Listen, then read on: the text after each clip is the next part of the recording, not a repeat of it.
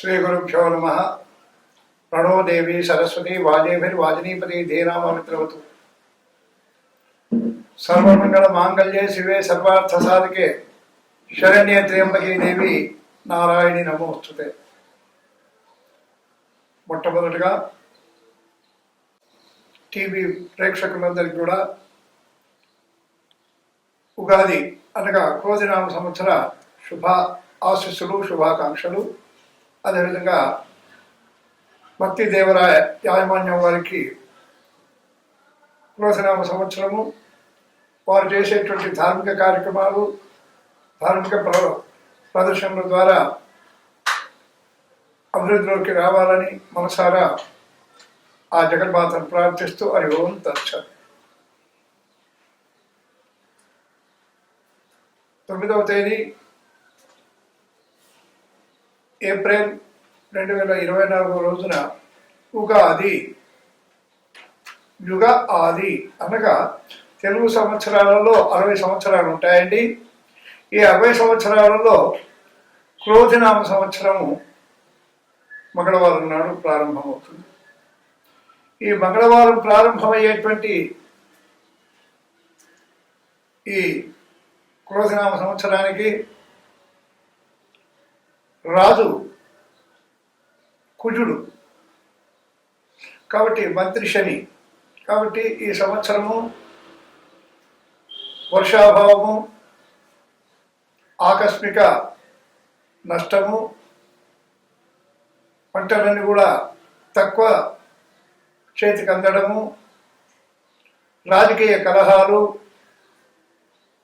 రకరకాల ఈతి బాధలు, చోరాగ్ని భయము, ఇవన్నీ కూడా జరిగేటువంటి అవకాశాలు ఎక్కువగా ఉన్నాయి. మరి ఈ సంవత్సరము 12 రాసుల వారికి అనగా మేష, వృషభ, మిథున, కర్కాటక, సింహ, కన్య, తుల, వృశ్చిక, ధనస్సు, మకర, కుంభ, మీన రాశుల వారికి గ్రహచార ఫలాలు తెలుసుకుందాము. శ్రీ గురుభ్యో నమః. శ్రీమాత్రే నమః. నీలాంజన సమాభాసం రవిపుత్రం యమాగ్రజం ఛాయ మార్తాండ సంభూతం తం నమామి శనేశ్వరం. ఈ క్రోధినామ సంవత్సరంలో కుంభరాశి వారికి అనగా ధనిష్ట, శతభిషము, పూర్వభాద్ర 3 పాదాలు కలిసి కుంభరాశి అవుతుందండి. ఈ కుంభరాశి వారికి మే 2 వరకు గురువు 3వ స్థానంలో ఉన్నందుకు వీరికి స్నేహితులతో విరోధం ఏర్పడేటువంటి అవకాశాలు మెండుగా ఉన్నాయి. అదేవిధంగా ఏ కార్యక్రమం అనుకున్నా పూర్తి చేయలేని పరిస్థితులు, అనారోగ్య పరిస్థితులు, ఆర్థిక ఇబ్బందులు, ఏ ప్రయత్న లోపం లేకుండా పూర్తి చేసుకోలేకపోతుంటారు. వీరికి మొత్తం మీద గ్రహచారం అనానుకూలంగానే ఉంటుంది. ఈ సంవత్సరం మే 2వ తేదీ నుంచి కూడా 4వ స్థానంలో గురువు ఉంటాడు కాబట్టి వీరికి ధన వ్యయము, ఇతరుల విమర్శలకు గురి కావడము, బంధుమిత్రులతో విరోధాలు ఏర్పడము, రుణ బాధలు అధికంగా ఉండడము, స్థానచలనము, కోర్టు వ్యవహారాలు, ప్రయాణంలో జాగ్రత్త పడాల్సినటువంటి సమయము చాలా ఉంది. వీరికి మొత్తం మీద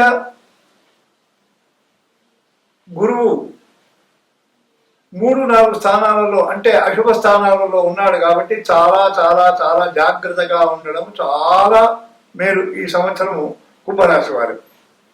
ఇకపోతే వీరికి శని జన్మమందు ఉన్నాడు కాబట్టి మిత్ర విరోధం ఏర్పడేటువంటి అవకాశం ఉంది. కష్టము, నష్టం జరిగేటువంటి అవకాశం ఉంది. గృహంలో ఉన్నటువంటి కుటుంబ సభ్యులలో ఒకరిని కోల్పోవలసినటువంటి అవకాశము ఎక్కువగా ఉంది. తద్వారా వీరు మానసిక ఆందోళన ఎక్కువ ఉంటుంది.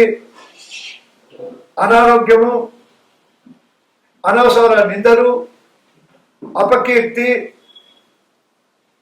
అనేకంగా అపకీర్తి పాలవుతారు. ఏ కార్యక్రమమైనా స్థిరమైన నిర్ణయాలు తీసుకోలేకపోతారు ఈ సంవత్సరం వీరు. కానీ ఆశయాబద్ధతే లోకం అన్నట్టు ఆశ చేత కొత్త కార్యక్రమాలు చేయాలనేటువంటి తలంపు తలుస్తారు. తద్వారా ప్రయత్నాలు ఎన్నో చేసినా అవి ఫలించకపోవడం వల్ల వీరికి మానసిక ఆందోళన చాలా ఎక్కువ ఉంటుంది ఈ సంవత్సరం. వీరికి రాహు 2వ స్థానంలో ఉన్నందుకు కాస్త కుటుంబములో ఉన్నటువంటి వాళ్ళతో సంతోషం ఉంటుంది. సంఘంలో గౌరవ మర్యాదలు ఉంటాయి. మరి బంధుమిత్రులను కలిసేటువంటి అవకాశం ఉంది. మీరు ఈ సంవత్సరము శని యొక్క పూజ చేసినట్టయితే శని గురువు అంటే విష్ణు సహస్రనామ స్తోత్రం చదవడం కానీ, అదేవిధంగా రుద్రాభిషేకం చేయడం కానీ, శని జపం చేయడం కానీ, శనివార నియమాలు కానీ, వెంకటేశ్వర స్వామి ఆరాధన వల్ల వీరికి కాస్త శుభాలు జరిగేటువంటి అవకాశం ఉంది.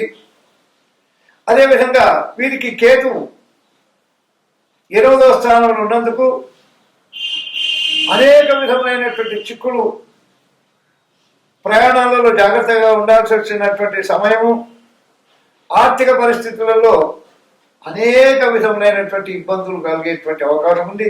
ధన నష్టం కలుగుతుంది, పరువు నష్టం కలుగుతుంది. వీరు ఆర్థిక ఇబ్బందుల వల్ల అప్పులు చేసేటువంటి రుణాలు చేసేటువంటి రుణ ప్రయత్నం చేసేటువంటి అవకాశం మెండుగా ఉంది. ఆ రుణాలు కూడా ఆత్మీయుల ద్వారానే ఆలస్యంగా సహకారం పొందేటువంటి అవకాశం ఉంది కుంభరాశి వారికి. కాబట్టి మరొకసారి వీరు శనికి శని జపం చేయించుకోవడం కానీ, శనికి పూజ చేసుకోవడం కానీ, వీరు విష్ణు సహస్రనామం చదవడం కానీ, మరి ఆంజనేయ దండకం చదవడం కానీ ఇవన్నీ చేసినట్టయితే కొద్దిలో కొద్ది మెరుగ్గా ఉండేటువంటి అవకాశాలు ఉన్నాయి. ఇది కుంభరాశి వారు కడు జాగ్రత్తగా ఉండాల్సినటువంటి సంవత్సరము. క్రోధినామ సంవత్సరంలో కుంభరాశి వారు చాలా జాగ్రత్తగా ఉండాల్సినటువంటి అవకాశము. కాబట్టి ఈ విధంగా దైవానుగ్రహము, గురు అనుగ్రహము, మాతాపితృల అనుగ్రహంతో వీరు గట్టెక్కేటువంటి అవకాశాలు మెండుగా ఉన్నాయి. కాబట్టి శుభం శుభం శుభం.